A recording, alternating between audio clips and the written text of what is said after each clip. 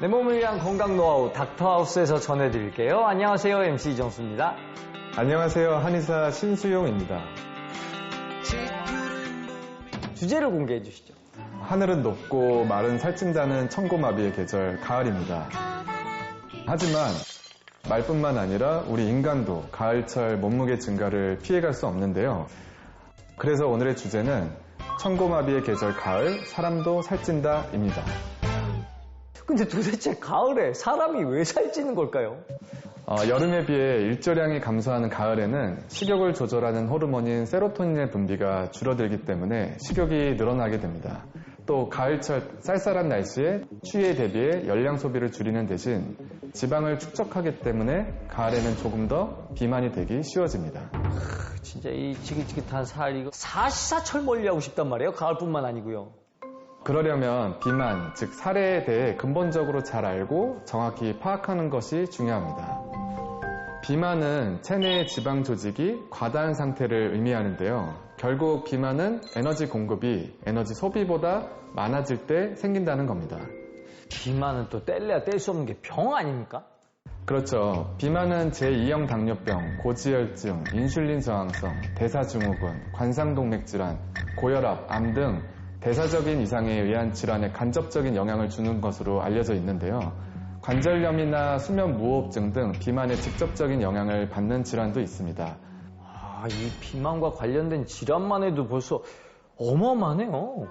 맞습니다. 그래서 세계보건기구 WHO는 지난 1996년 비만을 단순히 몸매가 좋지 않거나 배가 나온 체형의 문제가 아니라 질병에 걸릴 위험을 증가시키고 나아가 사망률을 증가시키는 하나의 질병으로 규정했죠. 여기서 문제는 비만이 질환을 부르기도 하지만 질환이 비만을 부르기도 한다는 겁니다.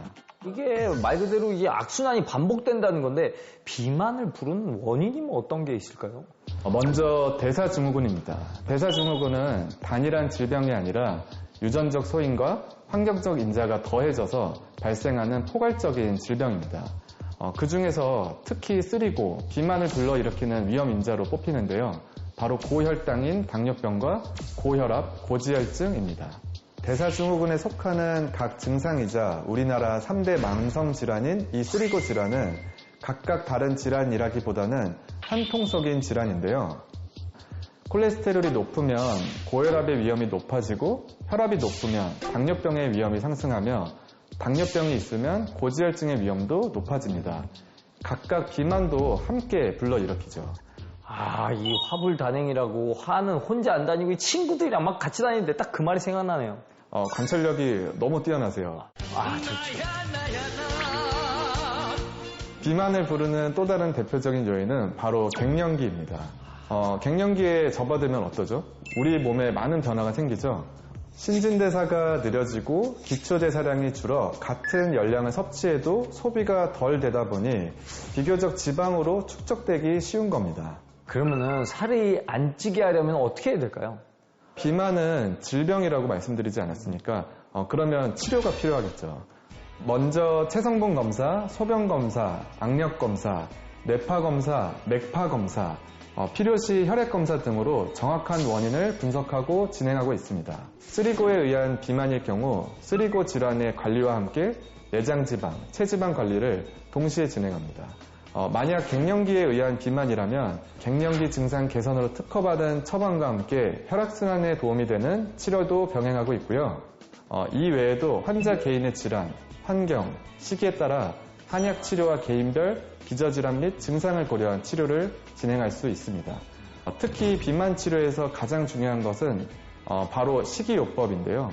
환자분들에게 당질 제한 식이법을 제안드리고 있습니다.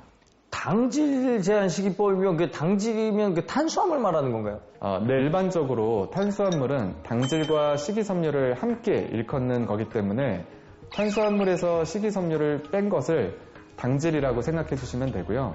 당질은 영양소의 하나로 단당류, 다당류, 당알코올 등을 총칭하는데 우리가 주식으로 먹는 쌀, 밀가루, 전분류 비롯해서 케이크, 과자, 초콜릿, 탄산음료 등 단 음식에 다량 함유되어 있으며 과일이나 일부 채소, 꿀 등에도 당질이 함유되어 있습니다. 그런데 왜 당질 제한 시기법을 하라는 겁니까?